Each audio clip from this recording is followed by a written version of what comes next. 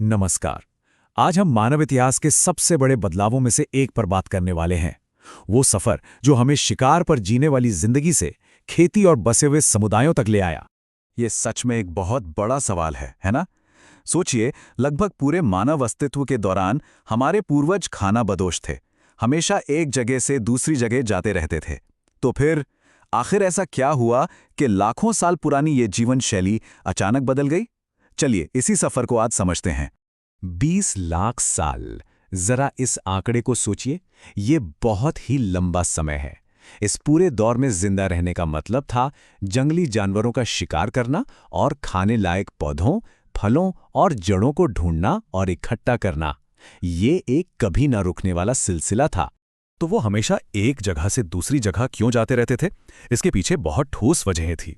एक तो ये कि अगर वो एक ही जगह पर ज्यादा दिन रुकते तो वहां के खाने पीने की चीजें, मतलब पेड़ पौधे और जानवर, सब खत्म हो जाते।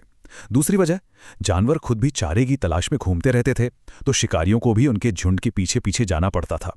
और हाँ, अलग अलग मौसम में अलग अलग जगहों पर फल लगते थे। और सबसे जरूरी, पानी की तलाश भी उन्हें हमेशा चलायमान रखती थी।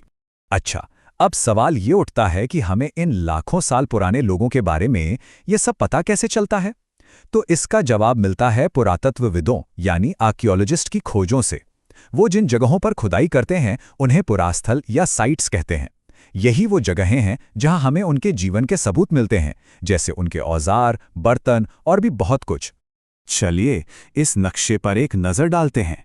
यहाँ पर आपको ये जो लाल त्रिकोण दिख रहे हैं, जैसे भीमबेटका और कुरनूल, ये भारत के कुछ सबसे पुराने पुरापाषाणिक स्थल हैं। मतलब ये वो जगह हैं जहाँ शिकारी संग्राहक रहा करते थे। और उन्होंने रहने के लिए ऐसी ही जगहें क्यों चुनी? देखिए, भीमबेटका जैसी प्राकृतिक गुफाएं उन्हें बारिश, तेज धूप और बर्फीली हवाओं से बचाती थीं। एक तरह से ये उनके लिए बने बनाए घर जैसे थे। लेकिन इन गुफाओं को जो चीज़ और भी खास बनाती है वो है इनकी दीवारों पर बनी चित्रकारी। इनमें जंगली जानवरों को बहुत ही खूबसूरती और सटीकता से बनाया गया है। ये तस्वीरें उनकी दुनिया में झांकने का एक जरिया है, जिससे पता चलता है कि वो क्या देखते थे और उनके लिए क्या जरूरी था। अब भीमबेटका से थोड़ा दक्षिण की ओर चलते हैं। आंध्र प्रदेश की कुरनूल गुफाओं में एक बिल्कुल अलग तरह का सबूत मिला, और वो था राख। और ये एक बहुत बहुत बड़ी खोज थी। राख मिलने का सीधा मतलब है कि शुरुआती इंसान आग का इस्तेमाल करना जान गए थे, और ये अपने आप में एक क्रांति थी। आग से सिर्फ रोशनी ही नहीं होती थी, बल्कि वो उससे मांस भी पकाते थे, और सबसे जरूरी, खतरनाक जानवरों को खुद से दूर भी रखते थे। इतने लंबे समय को आसानी से समझने के लिए इतिहासकार इसे 3 हिस्सों में बांटते हैं। पहला, पूरा पाषाण काल, जिसमें मानव इतिहास का 99% हिस्सा बीता। फिर आता है मध्य पाषाण काल, और आखिर में नव पाषाण काल, जहां से असल में बड़े बदलाव शुरू हुए। और यहीं से कहानी में एक बहुत बड़ा मोड़ आता है। करीब 12,000 साल पहले आखिरी हिमयुग खत्म हुआ और दुनिया का मौसम धीरे धीरे गर्म होने लगा। ये एक ऐसा कुदरती बदलाव था जिसने सब कुछ बदल के रख दिया। जैसे ही मौसम गर्म हुआ, दुनिया के कई हिस्सों में घने जंगल कम हो गए और उनकी जगह बड़े बड़े घास के मैदान बन गए।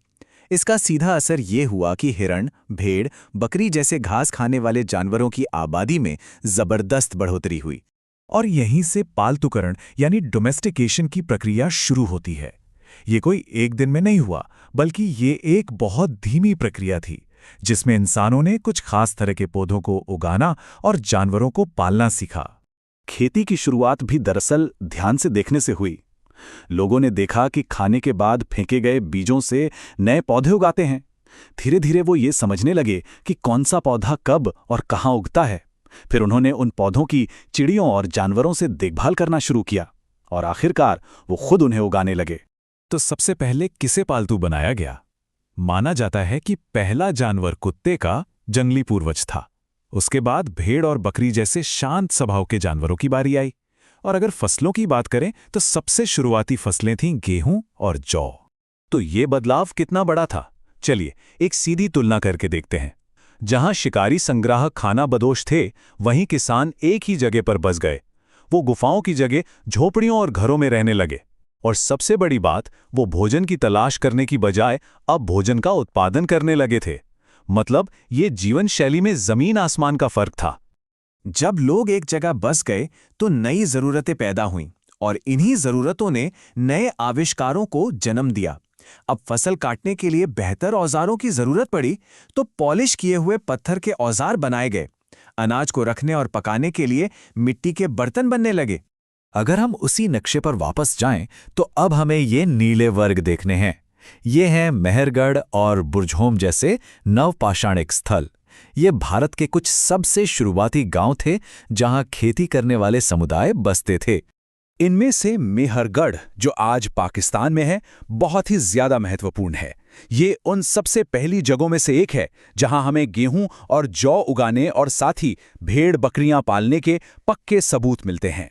यहाँ की खुदाई से पता चलता है कि लोग चौकोर या आयताकार घरों में रहते थे, जिनमें अनाज रखने के लिए अलग कमरे भी होते थे। यहाँ मिली जानवरों की हड्डियां बताती हैं कि वो शिकार तो करते ही थे, पर अब पशुपालन भी करने लगे थे।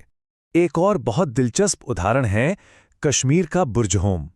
यहाँ लोगों ने कड़ाके की ठंड से बचने के लिए जमीन के नीचे गड्ढे खोदकर घर बनाए थे, जिन्हें पिट हाउस कहते हैं।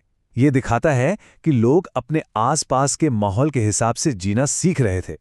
तो शिकार से खेती तक का ये सफर ही वो बुनियाद है जिस पर हमारी पूरी सभ्यता टिकी है। इसी से शहर बने, बड़े बड़े साम्राज्य बने और आज की दुनिया ने जन्म लिया। पर सवाल यह है कि क्या ये बदलाव हर लिहाज से एक जीत थी? इसने हमें खाने की सुरक्षा तो दी, पर साथ ही जमीन के लिए लड़ाई, नई बीमारियां और समाज में ऊंच नीच को भी जन्म दिया। क्या शिकार संग्रह का जीवन ज्यादा आजाद और बराबरी वाला था? ये एक ऐसा सवाल है जिस पर आज भी बहस जारी है।